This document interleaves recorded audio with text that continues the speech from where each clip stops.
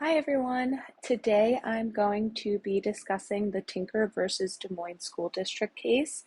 It is Tinker versus Des Moines School District 393 US 503 in 1969.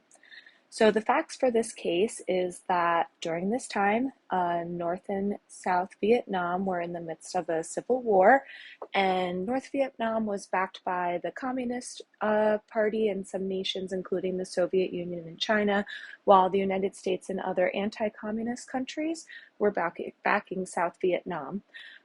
This was also taking place during the Cold War, and the United States were financially and with military aid providing that to Vietnam, resulting in a almost proxy war between us and Russia. And many U.S. citizens were against the involvement in American involvement in the Vietnam War, and a lot of protests were taking place at the time. One of the most prominent protests was directly related to the education system and was Tinker versus Des Moines School District. The Tinker family were civil rights activists, and they had organized a protest with several other members of the community to demonstrate their objections of the war and their need or want for a truce. To do this, they decided to wear black armbands to express their belief. 2 days before the planned protest, the principals of the school district convened and created a policy stating students were not allowed to wear armbands in school and would be suspended if they did not remove them. On December 16th, Mary Beth Tinker wore a black armband to her junior high, and a family friend, Chris Eckhart, wore one to the high school. The next day, the oldest Tinker son, John Tinker, also wore a black armband, and all three of the students were suspended.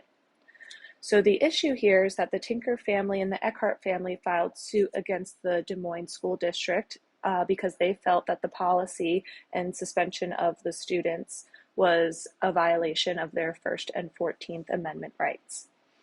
The decisions in this case was the U.S. District Court dismissed it initially, saying the school board's decision was valid and would be upheld. The case then moved to the U.S. Court of Appeals for the Eighth Circuit, where there was a result in a tie, which means that the district court's original decision would still be upheld. The Tinker family then continued the appeal through the U.S. Supreme Court, where it was decided in a 7-2 vote that the school board did in fact violate the students' First and 14th Amendment rights. The reasoning for the Supreme Court's decision was that the school's armband policy was only created to avoid the possibility of an issue that usually comes with expressing an unpopular viewpoint. This resulted in a violation of the students' First and 14th Amendment rights.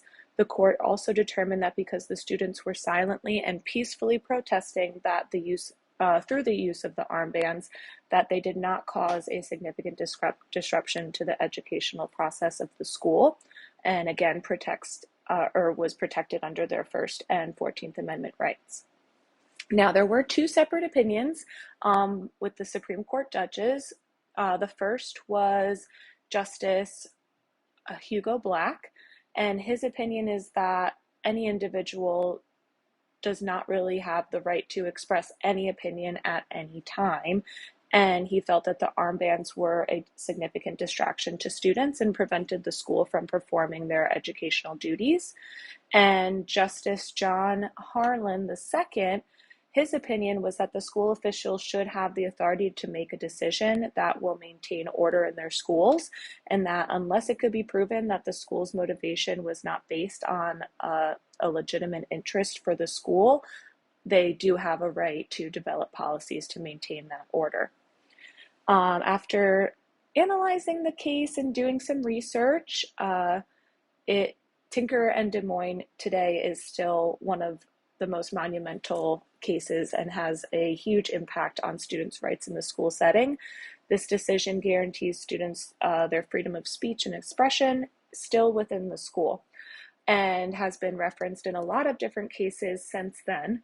One of those is Papish versus the Board of Curators of the University of Missouri in 1973.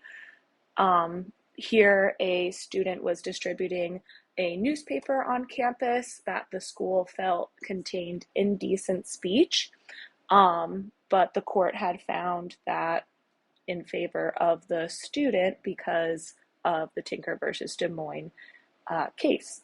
Another example was the 1986 Bethel School District versus Frazier. Here, the Supreme Court ruled that even though students are protected under the First and 14th Amendment, their freedom of expression and freedom of speech, that is limited when you are using vulgar or inappropriate behavior or expressing vulgar or inappropriate opinions within a school. And so that was one example where the courts decided that Tinker versus Des Moines did not apply if depending upon the setting and the situation in which the student was protesting or expressing themselves. And that is the gist of Tinker versus Des Moines. Thank you so much for watching.